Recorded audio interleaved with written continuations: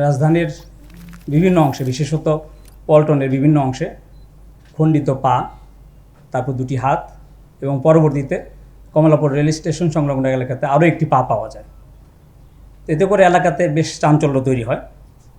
আমরা যখন প্রাথমিকভাবে জানতে পারি, আমরা আমাদের কার্যক্রম শুরু করি এবং তদন্তের এক পর্যায়ে আমরা জানতে পারি যে যিনি মারা গেছেন তার নাম ওবায়দুল্লাহ, বয়স 30, তার বাড়ি হচ্ছে নরসিংদীতে শিবপুরে এবং তিনি এখানে গণস্বাস্থ্য হোমিও, অর্থাৎ আপনারা জানেন যে বায়তুল মোকাররম উত্তর গেটের পাশে গণস্বাস্থ্য হোমিও নামে একটা আপনার প্রতিষ্ঠান রয়েছে।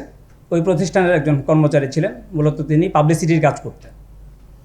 তারপর থেকে আমরা আমাদের তদন্ত জোরদার করি, আমাদের একাধিক টিম বিভিন্ন জায়গায় আমরা অভিযান পরিচালনা করি, তথ্য সংগ্রহ করি। তথ্য সংগ্রহ করার পরে এক পর্যায়ে জানতে পারি যে আমাদের যে ঘটনাস্থল, প্রকৃত ঘটনাস্থলটা আমরা উদ্ঘাটন করতে সমর্থ হই এবং সেটা হচ্ছে কমলাপুরের জসিমউদ্দিন রোডে, কবি জসিমউদ্দিন রোডে। এবং পরবর্তীতে আমাদের তথ্য প্রযুক্তি সহায়তা এবং আমরা যে তথ্য যেগুলো আমরা সংগ্রহ করি তার ভিত্তিতে আমরা একজন সদস্যকে হেফাজতে নিই। তিনি তারই রুমমেট, অর্থাৎ নিহত ওবায়দুল্লাহ রুমমেট, তার নাম শাহিন। শাহিনকে আমরা হেফাজতে নেওয়ার পরে আমরা পরবর্তীতে বিভিন্ন জায়গায় অভিযান পরিচালনা করি এবং পর্যায়ক্রমে মাথা, তারপর হচ্ছে এবং আজকে ভোরে এখনও অভিযান অব্যাহত আছে।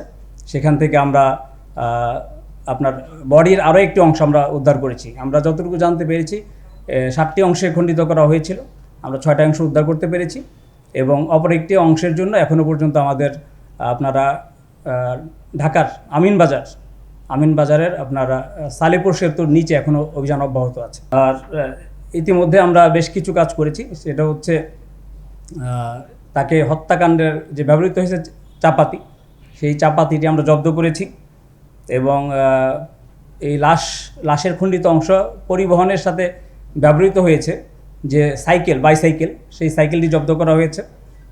নিহত ব্যক্তির যে মোবাইল ফোনটি সেটা জব্দ করা হয়েছে এবং আরও একজন আমরা প্রত্যক্ষদর্শী সাক্ষী পেয়েছেন, যিনি এই তার লাশ, অর্থাৎ লাশের খণ্ডিত অংশ যিনি বহন করতে সহায়তা করেছেন বলতে যে সিএনজি তিনি ব্যবহার করেছেন, ওই সিএনজি ড্রাইভারকে আমরা পেয়েছি এবং তিনি এই মামলার অন্যতম একজন সাক্ষী।